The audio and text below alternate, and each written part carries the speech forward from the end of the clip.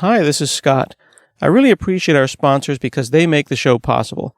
Today's show is sponsored by Developer Express. Become a UI superhero with Dev Express controls and libraries.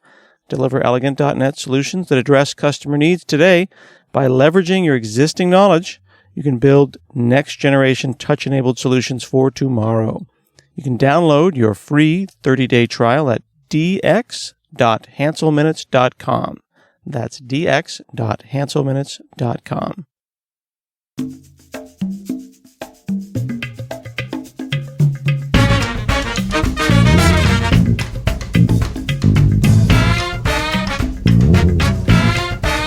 From hanselminutes.com, it's Hansel Minutes, a weekly discussion with web developer and technologist Scott Hanselman. This is Lawrence Ryan announcing show number 568.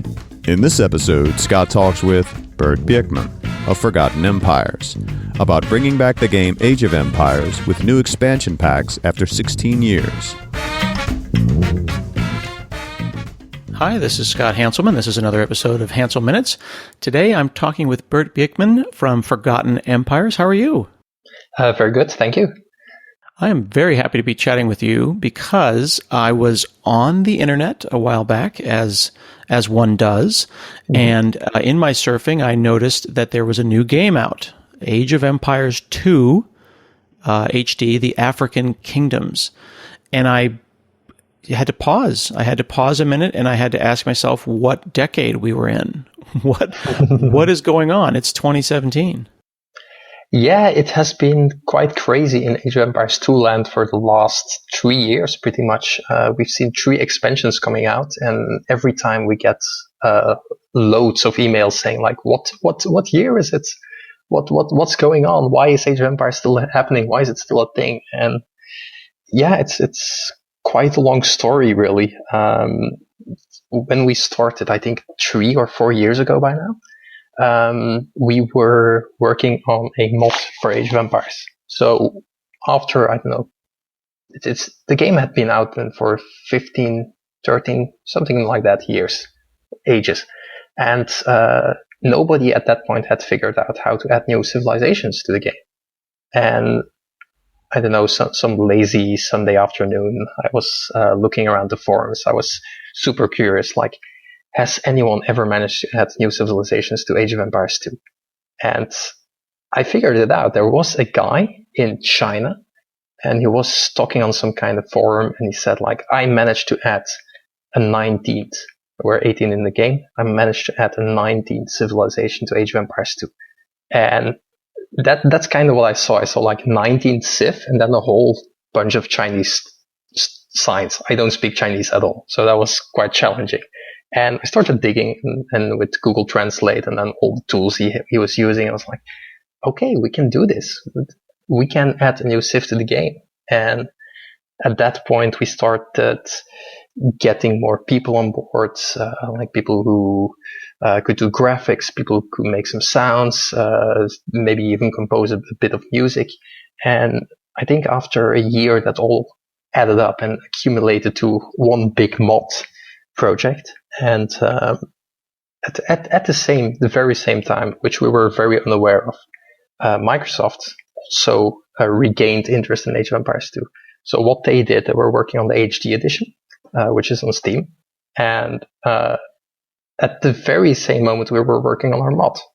And so that kind of came together in a way. Like when our mod was released, I think a month later or something, the HD edition was announced. And we were like, geez, that's an opportunity there. Like, we have a lot of new content here. They have regained interest in the game. We should figure out how to work together. I have to say that was a long and an almost painful process to get in touch with Microsoft, because you're just the guy behind the computer, right?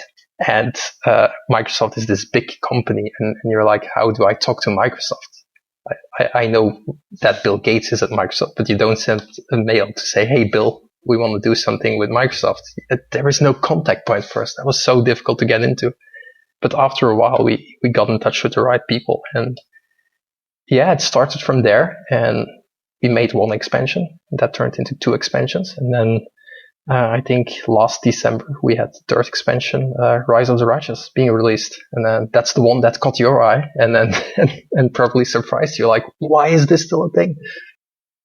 Yeah, actually the African Kingdoms was the one that caught me first, but you've got the Forgotten, you've got the African Kingdoms, and then now you've got Rise of the Rajas. So Yes, three complete and massive expansions in a short period of time, encompassing all kinds of cultures that we and frankly cultures we didn't see before in a fairly Eurocentric Age of Empires.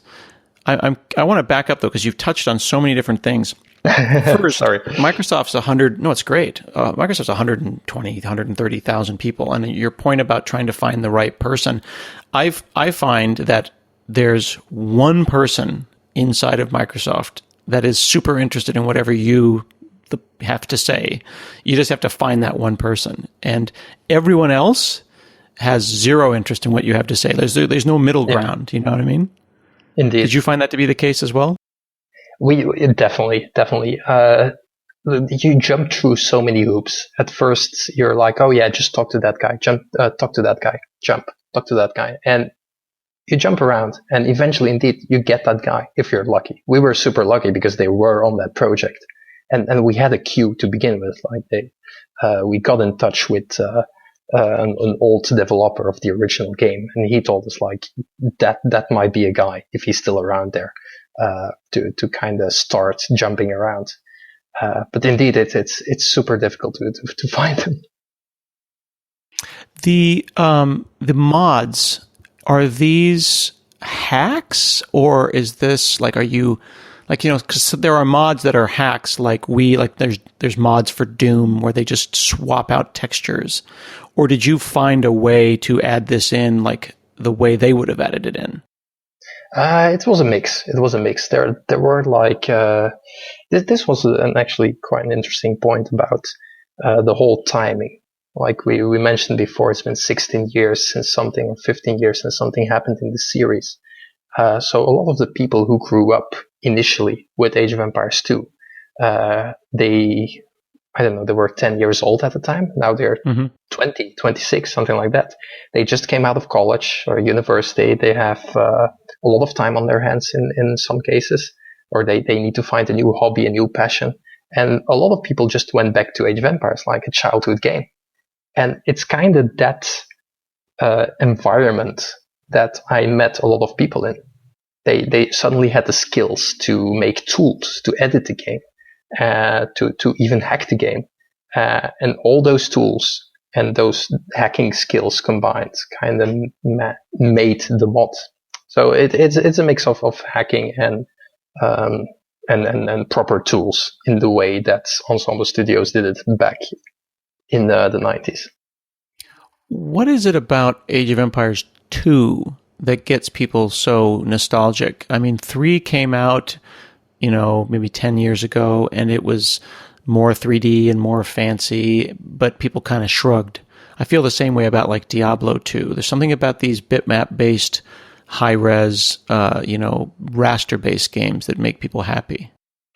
Yeah, one of the things that's definitely a thing is that Age of Empires 2 was one of the last like massive games in the 2D environment. And after that, it went really quick into 3D. Like as you mentioned, Age of Mythology, Age of Empires 3, they were full-blown 3D games. But especially Age of Mythology was in its 3D, was in its infancy at that time. And if you play it nowadays, you think like, oh, it's still a good game. But the graphics, they look like, the leg is just 2 polygons, and that's it. While in Age of Empires 2, if we look at the polygon count of a unit, that's a few millions per unit, which you can never achieve in a 3D game. Indeed, it's then rendered out into a sprite, which is then very, very simplified.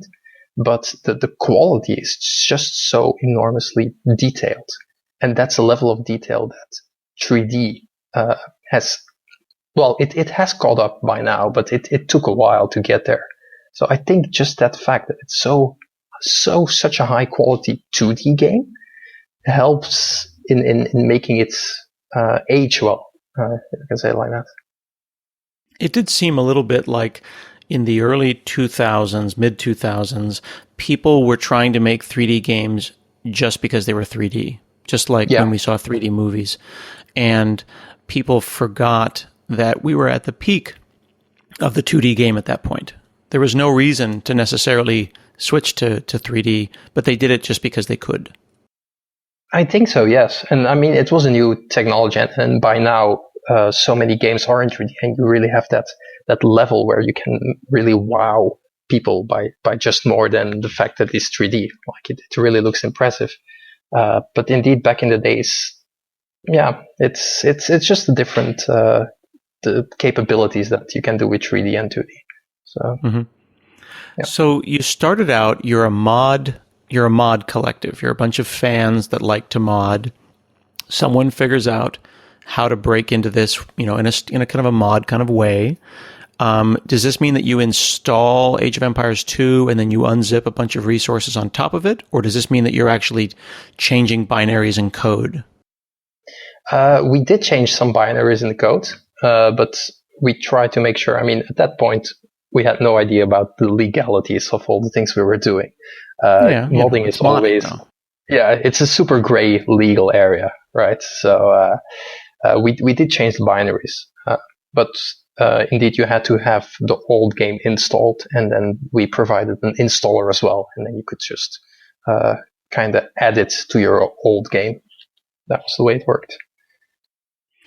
And is this something you're doing in the existing tools? Is it a collection of tools? Are you in Paintbrush and Visual Studio, or what are you building these things in? The hacking thing itself was all in with the hex editor. That was it. There was this. I can't say enough. There was one guy who went in with the hex editor, and he did crazy stuff like adding resolution options. Like a HD widescreen. You can even play it in 4K, that kind of stuff. Just with the hex editor, improving the AI. Like it's now at least 10 times smarter. And he did that with the hex editor. And that guy is just ridiculously talented and smart. And I jumped into the hex editor myself a few times, and I managed to do, change a variable, stuff like that. But adding new functionality, I still don't fathom how he managed to do that. That was incredible. Did that change at all when you finally got Microsoft on the phone? Did they say, "Oh, well, here you go, here's the code," or are you still doing it that way? Oh no, that's all in the past nowadays. Okay. You had me worried there. Oh no, that is long gone. Luckily, no. Nowadays the expansions, we have the source code to work with, and that is a relief. I mean, the source code, of course, it is old. It's from 20 years ago. Coding practices have changed quite a bit. A little bit. Oh yes. So when we first saw some of the things that were made, we were like, how does this even work? How do you go around this? But we were supported at the time, and still are, by another studio who are helping us with the coding. Because, I mean, at the time, Microsoft kind of was greeted by this group of fans, modders, and we had no proven experience with code. We just had experience with design and content, and indeed a bit of hacky-tacky in the binary files. But not proper coding. So they gave us a studio to support that. But I think as I think it was Jeff Atwood who said that what one lacks in talent, they make up for with enthusiasm. It sounds like you put together a group that is just so enthusiastic about this game that the little details like the code don't really matter at that point. You make a good point there. The passion is a bit ridiculous at some time. I mean, I like it myself. Just a stupid story. Like the way I got into all this Age of Empires stuff is because when I was a kid, I was like, I had like my little scrapbook, and I was writing out civs that I wanted to add to the game. And I don't know, a few years later, I was like, I want to make Age of Empires myself. I want to make my own Age of Empires game, because I couldn't figure out how to add them to the existing one. I mean, I was 12 years old back then, so how the hell would I know? So I started to learn about coding. And then eventually I started to study computer science, yada, yada, yada. And then eventually, by, I have to say, a lot of luck, I ended up working on Age of Empires. But it goes for pretty much everybody in the team. Like, they were so, I don't know, swallowed up by the whole game.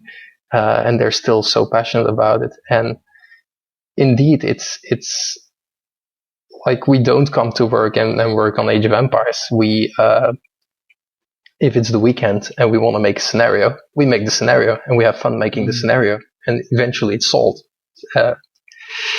So it's the passion thing is definitely there, but I also totally understand Microsoft, that they were like, yeah, but we need some kind of industry experience in there to kind of even it out and give you some proper support. They could have just said no. They could have not taken your call, and that would have been, you just would have been Modders. But now this is a real company. Like, this is for sale. You can go on Steam, and it's great. And I'm running it on Windows 10, and I had no issues at all. Yeah, pretty much. That's how it works now. Actually, it was one of the first things we had to, like, the first hoop we had to jump through when we got in touch with Microsoft. They were like, yeah, you need to set up a company if you want to work with us. We don't work with individuals in this kind of way. We're like, okay, how do I set up a company? At that time, I was, I don't know, still working in a restaurant or something. So it's a big jump all of a sudden. So the game that got me, the expansion that I started with, that got me interested in giving you a call, was the African kingdoms. This was the second new expansion in Age of Empires 2 in 16 years. It included the Berbers, the Malians, the Ethiopians or Habesha, and the Portuguese. How do you pick? I mean, Africa's thousands of tribes, dozens of recognizable tribes. How do you decide which of the four for a game to include as a civilization? Very good question. Actually, that's something I've argued, or not argued, discussed with the team for hours to no end. And we still don't really know. We don't have a proper process for that. We usually start with, okay, what is something really interesting about something that happened in that region in that time? I'll take one example. The Malians. They had a king, Mansa Musa. He was the richest guy that ever lived.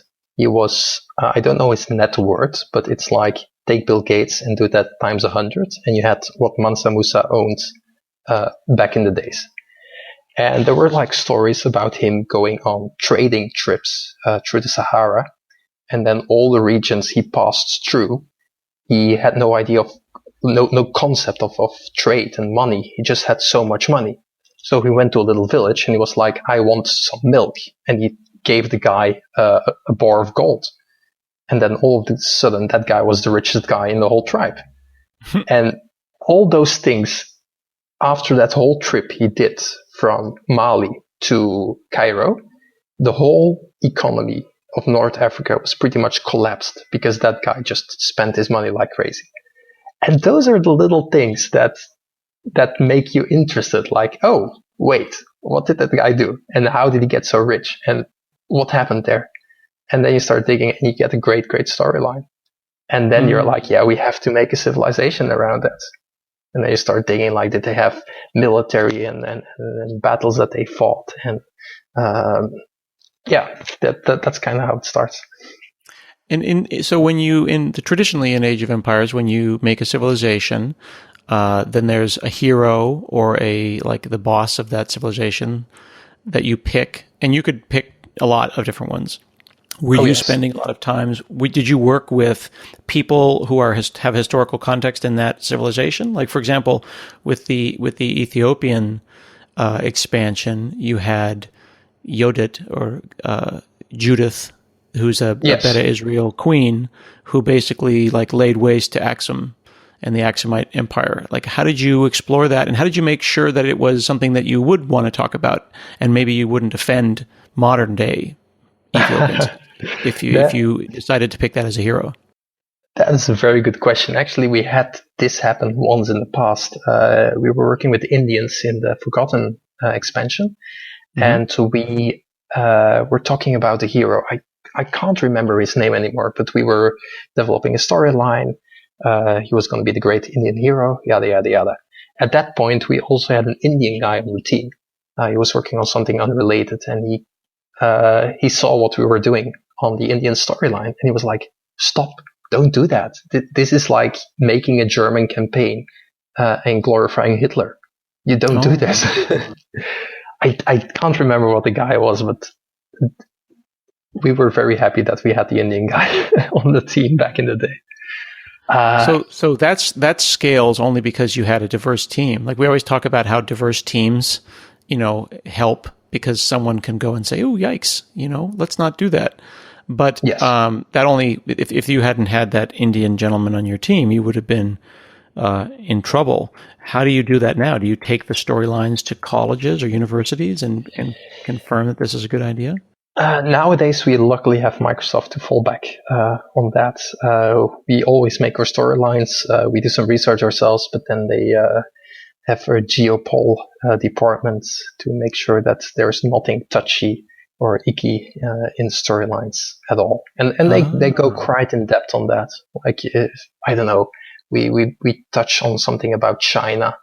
And they're like, oh, China, make sure that things with Tibet, China, Taiwan, that you kind of stay away from border regions that are at the moment a bit sensitive, stuff like that. Yeah. Well, I can definitely say, like, as a fan of history, like you've done a lot of really great historical work, and one could not only play the game for hours, but then go and read about the warrior queens and kings for hours. I'm a bit of a historian around Ethiopian Aksumite history, and the whole Queen Gudit, 10th century AD is fascinating. And of course, on the Indian side, you ended up picking Prithviraj Chauhan from folk legends in Gujarat around the 12th century. You could read about these and go on forever. So it's cool to play a great game, but also to see that you put a lot of work into it and you thought about it. It just makes it, I don't know, somehow makes it more fun. You could have just made something up, but you didn't.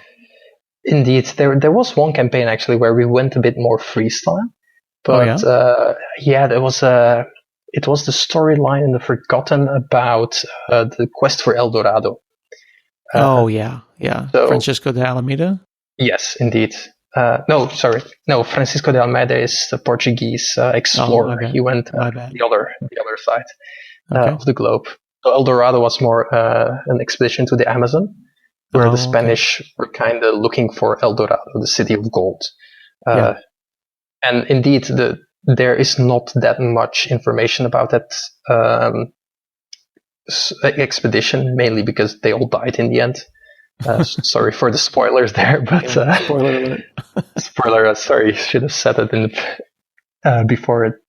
Sorry. No. Anyways, I think it's a 1,000-year-old spoiler, so it's okay. Pretty much.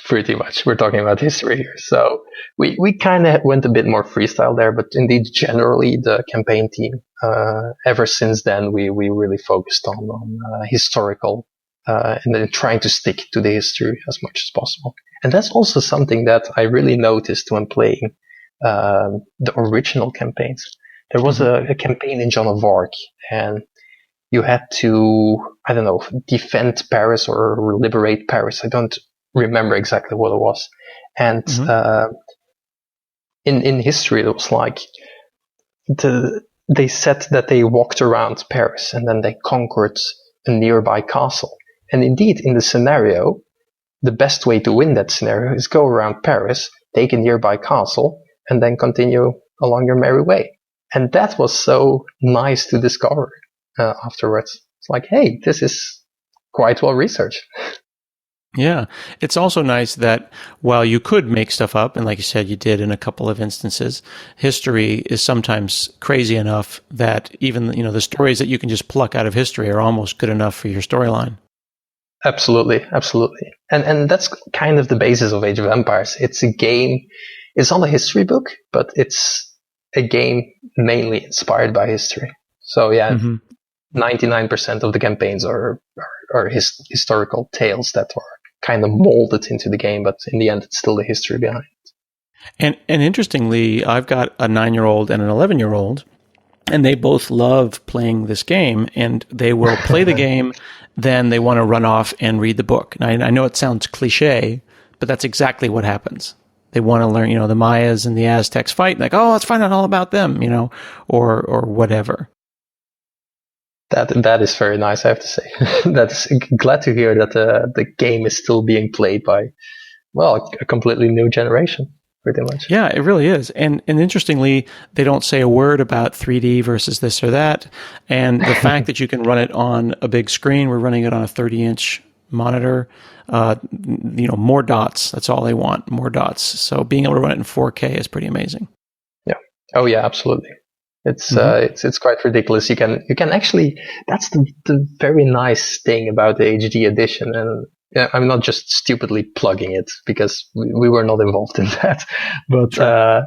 If you played it back in the day, it was on 800 by 600 pixels, and you could see your town center, and then if you were lucky, 2 villagers. And now you can see half your empire, and if you're lucky on a 4K monitor, you can see your neighbor as well. It's ridiculous. Well, that actually brings up an interesting question from a processing power perspective.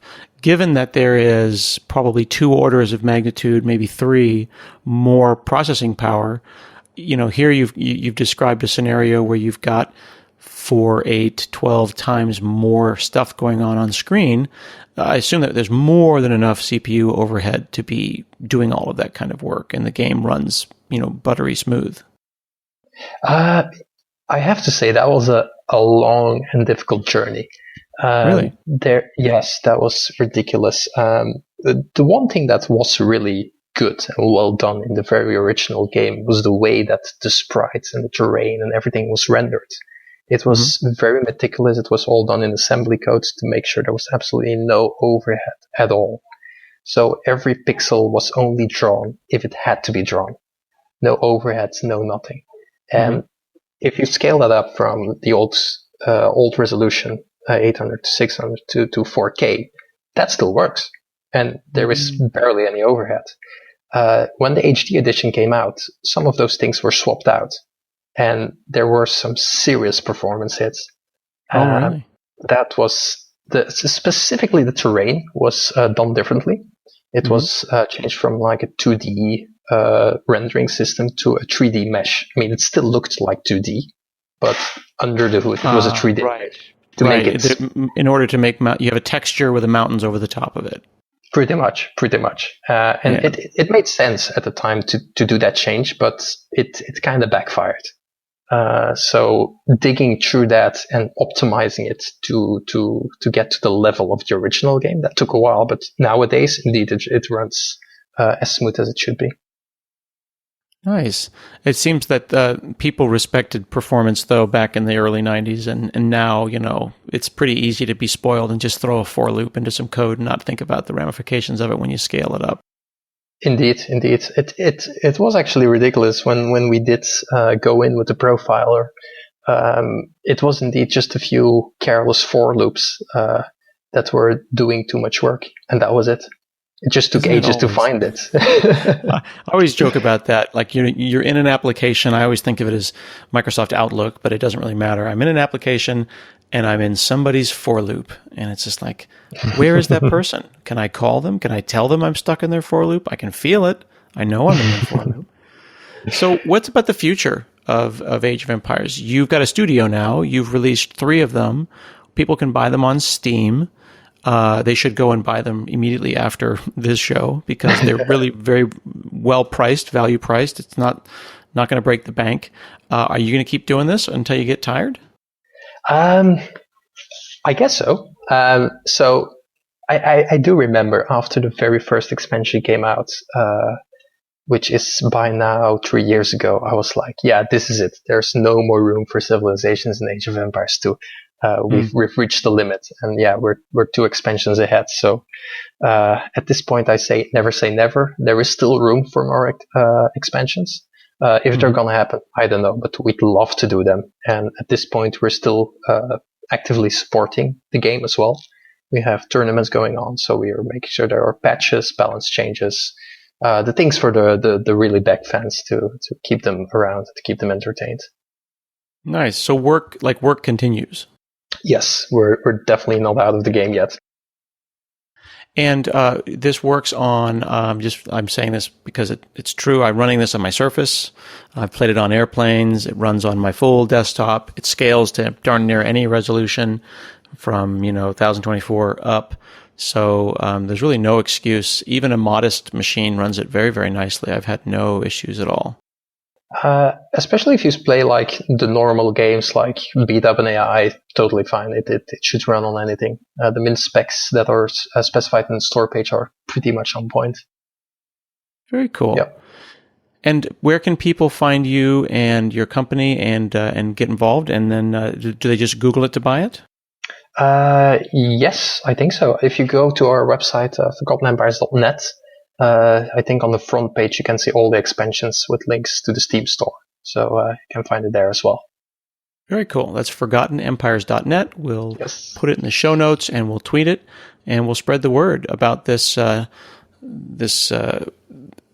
passion that you have built an entire studio around. And we're thrilled that you've taken a game that hasn't seen an expansion in 16 years and made multiple fantastic expansions. Thanks for sticking with it. Thanks a lot for having us. This has been another episode of Hansel Minutes, and I'll see you again next week.